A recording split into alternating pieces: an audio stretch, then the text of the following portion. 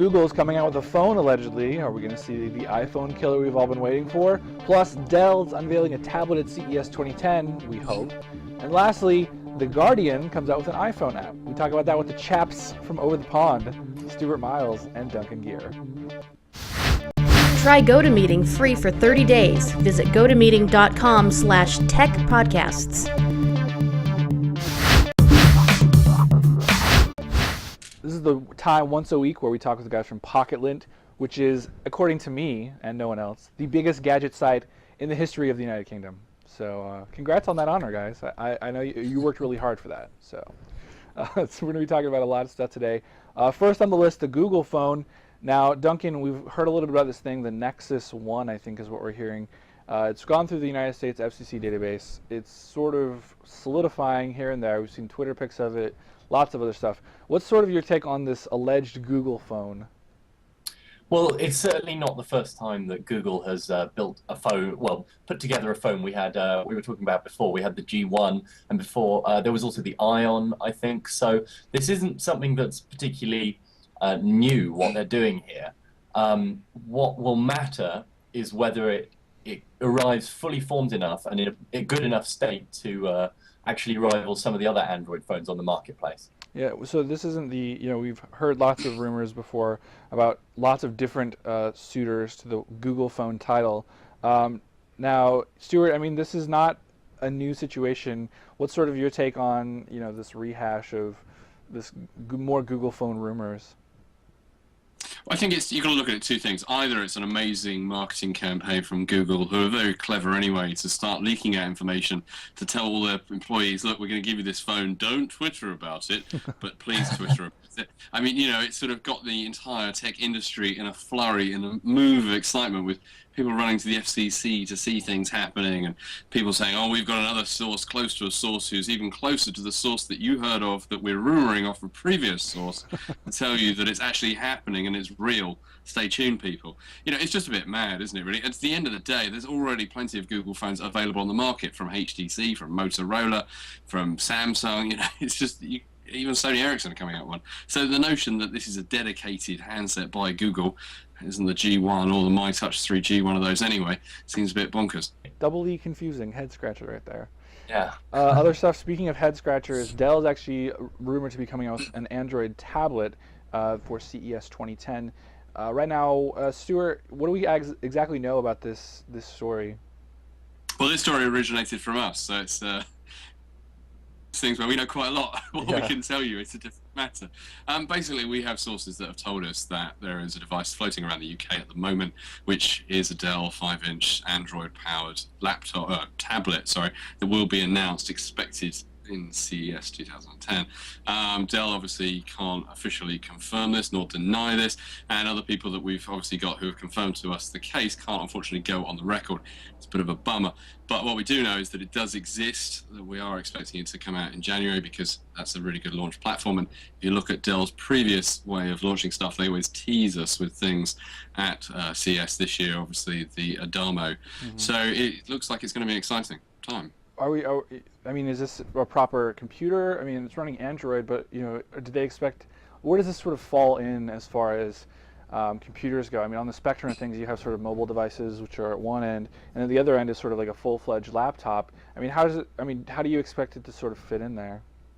I think it's going to try and fit in probably somewhere along the lines of either an expanded, sort of HTC Hero, but with a 5-inch screen, or very much like the Arcos internet tablet, which again is Android powered. So there's already devices out there in that space around that screen size. To be honest, whether a 5-inch is that sort of crazy size, or it's not big enough to actually do anything, but not small enough to put in your pocket. There are people we've talked to say it's also quite heavy, so it's not exactly going to be a, oh, look what I've got here, pull it out in the pub sort of thing. Yeah. So it's that, and at the same time, 5 inches isn't really enough. If you remember your 7-inch E-PC from Asus all those years ago, 5 inches isn't going to be that big. Yeah, definitely. Now, I mean, Duncan, for you, what would sort of have to be the specs, and how would this be a hit for you? I mean, if we know that it's a 5-inch tablet and we know that it's running Android, what's sort of the dream scenario for you where you think this is something viable and worthwhile? Well, it's got to obviously have SD card functionality so that you can expand the storage. It's got to have a good amount of storage on board in the first place. It's got to have the very latest connectivity, so it's got to have N-Wi-Fi and Bluetooth and so on and so forth. But more important than all those things is and the headphone jack, obviously, of course. Yeah. But more important than all those things is the OLED screen. I think if this isn't packing an OLED screen, which will obviously bring improvements in battery life as well as the brightness of the display and how good it looks, then it's really going to be dead in the water when compared to maybe what Apple's bringing out. Well, and what's the price point, I think, that this really needs to hit, Duncan?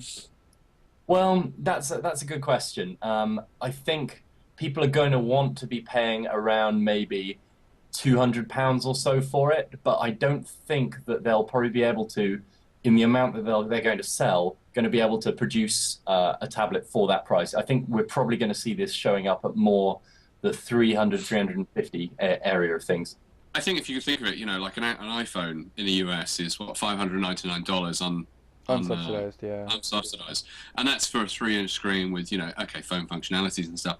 I think you're going to have to expect to pay around $500 or about £350 for a device, because let's face it, it's equivalent of a netbook. It just doesn't have that clamshell design with a keyboard. Yeah, I guess. And I mean, if they get subsidized, if there's a subsidized contract, like Verizon maybe picks up some sort of 3G deal. Maybe if we saw it around that $300 range with the subsidy, maybe people would be down for it. I don't know. We'll see. Lastly, speaking of iPhone, which Stuart gave to me as a nice segue, the Guardian's launching an iPhone app that allows you to sort of check stuff on the go. It's supposed to be different from their site, some expanded functionality.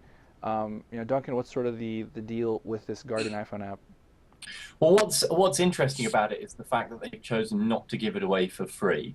While there are some publishers, Rupert Murdoch and his chain of newspapers and stuff, that are trying to lock things away behind paywalls, The Guardian seems to be taking the other approach, which is to give their content free on the web, but charge people for accessing it fast and through a nice interface in the case of this app.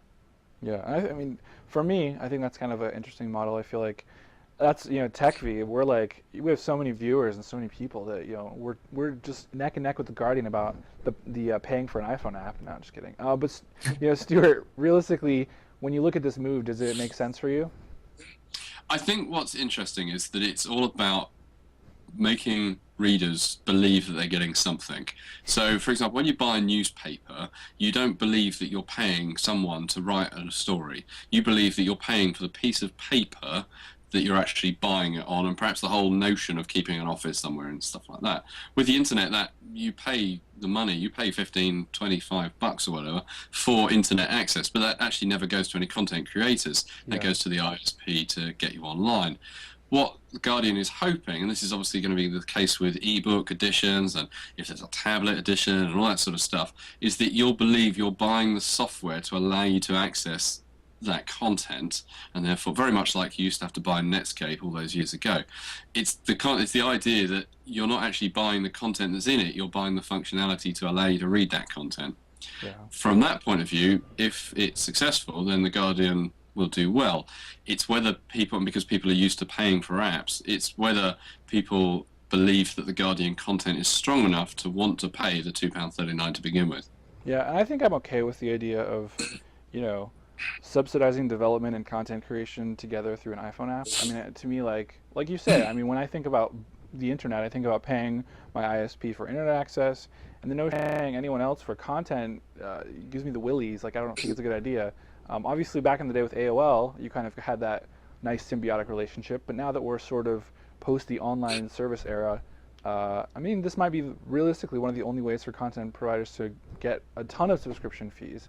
I mean, relative to the devices out there and people who consume on these devices, it's got to be. I mean, it's at least worth the shot. So, it's paying. I think the interesting thing is paying. It's convincing you that you're paying for access, not for what's actually there. It's the World of Warcraft subscription model, which is you're paying to get access to the world, not actually for what you consume within the world. Yeah, it really makes. And to me, like, I'm honestly okay with that. I mean, comparatively, like, I don't use the iPhone app, so I'm not going to pay for it. But if I got utility out of it, I'd probably pay for it. I mean, it's at least somewhat unique, and I appreciate them for doing that. Guys, we're going to leave it there since we're running low on the YouTube time. Stuart Miles from Pocket Lint, thanks for coming on the program, man. We really appreciate it. Also, Duncan Geere from Pocket Lint as well. Thanks for coming on.